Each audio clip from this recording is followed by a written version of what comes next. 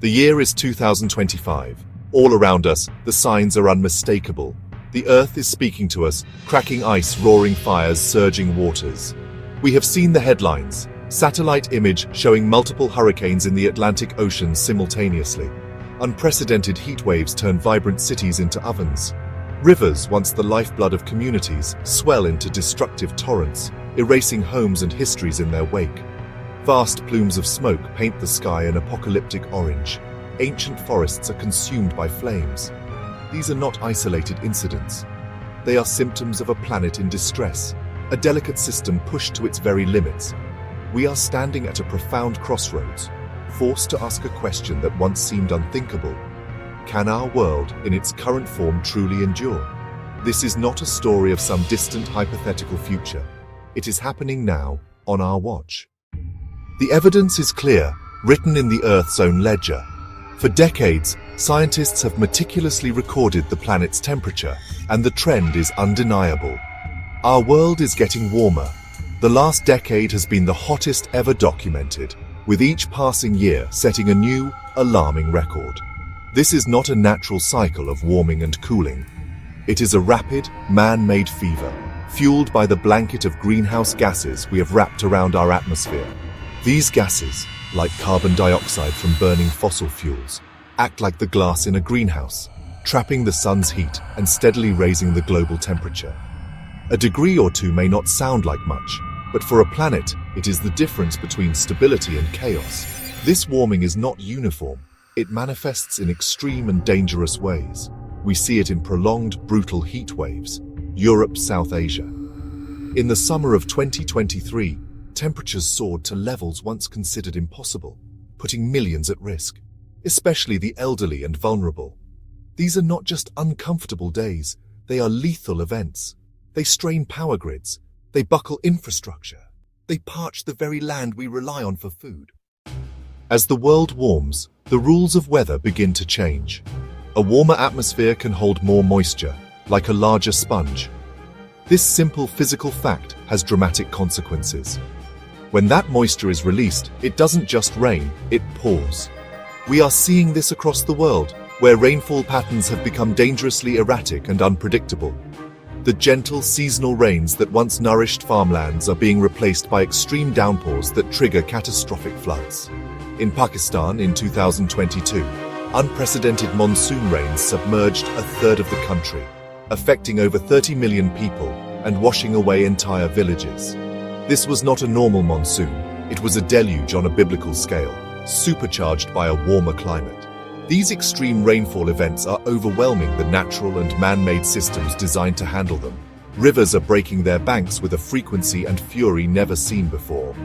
In Germany and Belgium in 2021, communities that had stood for centuries were swept away in a matter of hours by flash floods.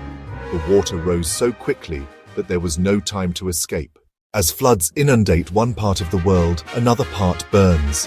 Hazy orange skyline over a city, a world on fire, flooded streets and submerged cars, forests hit by flames and smoke. The rising global temperature creates the perfect conditions for fire. Prolonged heat waves dry out forests, drought turns grasslands brittle. Scrublands become tinderboxes. All it takes is a spark, lightning, or a human hand. Infernos explode from tiny sparks. These are not the fires of old. Megafires, larger, megafires, hotter, megafires, faster moving. They create their own weather. Towering pyrocumulonimbus clouds. Fiery tornadoes tear through landscapes. Embers travel miles, igniting new blazes. Firefighters overwhelmed, containment failing. Canada 2023. Massive burned areas, national-scale crisis. Fires burned areas larger than many countries. Firefighting efforts defied and overwhelmed. Smoke is a toxic cocktail of particles and gases. Smoke plumes traveling thousands of miles. Cities choked under haze. Hospitals fill. Summer 2023. Smoke blanketed the eastern United States. Skies turned an eerie orange. Air quality alerts for over 100 million people. Far from the searing heat of the fires, in the coldest regions of our planet, a silent and profound transformation is underway. The great ice sheets of Greenland, Antarctica, which hold nearly all of the world's freshwater ice, are melting. They're melting at a rate that has honestly astonished scientists, a pace that has accelerated dramatically in the last 2 decades. Warmer air eats away from above, ocean currents eat away from below. These colossal glaciers are shedding billions of tons of ice into the sea each year. This is not a slow, gentle thaw. It's a massive, planetary-scale melt that is directly causing the world's oceans to rise. This rising sea level is, without a doubt, one of the most certain and unstoppable consequences of climate change. For every fraction of a degree the planet warms, the rate of melt increases. Water from Greenland, Antarctica, meltwater from mountain glaciers, and the physical expansion of warming ocean water itself is steadily pushing coastlines inland. While the rise may seem small, a few millimeters each year, its cumulative effect is immense. It amplifies the destructive power of storm surges, makes high tides more damaging, and slowly but surely contaminates freshwater sources with salt. By the year 2045, just 20 years from now, the effects of this rise will be undeniable for millions of people. Miami, Mumbai, Shanghai, Alexandria. Low-lying areas that are home to critical infrastructure, historic neighborhoods, and vibrant communities are at risk of permanent inundation. Behind the scientific data and the dramatic headlines lies the deeply personal human cost of our changing climate. These are not just environmental disasters, they are human tragedies, unfolding on a scale we are only just beginning to comprehend. When a flood sweeps through a village, it takes more than just houses and bridges. It takes family photographs. It takes heirlooms passed down through generations. It takes the sense of security of a home. When a drought withers the crops in a field, it steals not just a farmer's income, but their identity and connection to the land, and their ability to provide for their children. The most profound impact is on the very basics of human survival: food and water. As weather patterns become more extreme and unpredictable, agriculture is thrown into chaos. Regions that have been breadbaskets for centuries are facing crop failures due to persistent drought, while others see their harvests washed away by floods. This pressure on resources is forcing people to make an impossible choice: to stay and face an uncertain future, or to leave everything they have ever known in search of safety. We are entering a new era of human migration, driven by a changing environment rather than war or persecution. The impacts of climate change are not isolated events. They are deeply interconnected, sending ripples across our globalized society. A drought in one part of the world can lead to a food shortage in another. A hurricane that disrupts a major port can snarl supply chains and affect the availability of goods on the other side of the planet. We saw this clearly when floods in Thailand in 2011 disrupted the production of computer hard drives, affecting the electronics industry worldwide. This ripple effect places immense strain on our economies.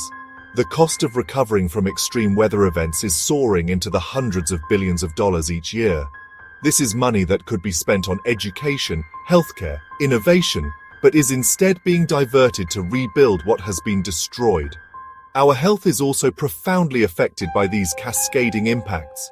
It's not just the direct injuries from storms or the respiratory illnesses from wildfire smoke. As the planet warms, the ranges of disease-carrying insects like mosquitoes, ticks, are expanding.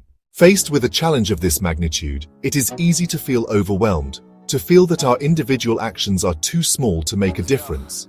But that is a dangerous illusion. The climate crisis was created by the collective actions of billions of people over time, and it can only be solved by the collective actions of billions of people now. This is a moment that calls not for despair, but for a profound sense of shared responsibility. Every government, every corporation, every single one of us has a role to play. The future is not yet written, and our choices today will determine the path we take. This responsibility begins with a commitment to truth and a demand for action from our leaders. We must insist on policies that rapidly transition our economies away from fossil fuels and towards clean, renewable sources of energy: solar, wind. This means investing in new technologies, modernizing our energy grids, creating a just transition that supports workers and communities who have historically depended on the old energy economy. It requires international cooperation on an unprecedented scale. Wealthy nations reduce emissions, support developing nations in their green transitions. We must act as one world with one shared goal: And finally, our responsibility extends to our own lives and our own communities.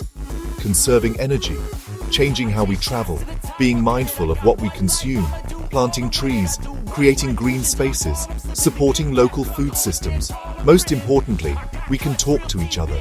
It is in these conversations, in these small acts of community and connection, that the seeds of a global movement are sown. Imagine a world, 20 years from now, in 2045. A world powered by clean energy, where cities are quieter, the air is cleaner, and our rivers run clear. And bring back the biodiversity we have lost.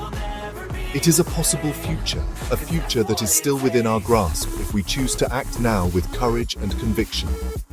To protect our magnificent, fragile planet. It is our only home, and its future, our future, is in our hands.